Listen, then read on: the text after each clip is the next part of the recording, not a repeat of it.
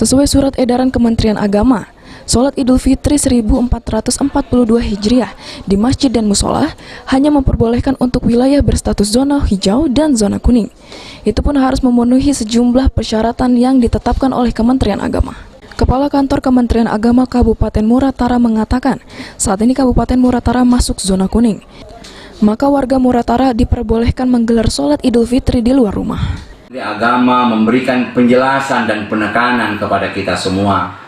Apabila di daerahnya sesuai dengan pengumuman pemerintah setempat bahwa dari itu terkena zona oranye dan zona merah, maka dianjurkan untuk melaksanakan sholat Idul Fitri di rumah.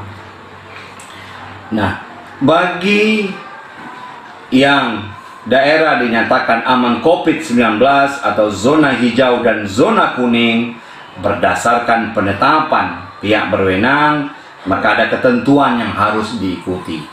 Alhamdulillah, Kabupaten Musi Rawas Utara ini setelah 3 hari yang lalu sampai hari ini kita termasuk dalam zona kuning.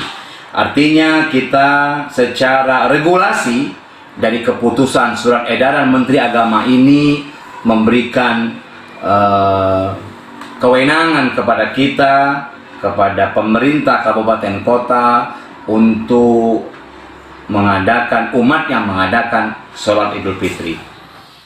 Pihaknya juga meminta kepada pengurus serta Dewan Kemakmuran Masjid di Muratara menyiapkan fasilitas cuci tangan, masker, pengecekan suhu tubuh bagi para jemaah, dan jemaah dianjurkan 50% dari kapasitas sebelumnya. Adi Arianza, PAL TV.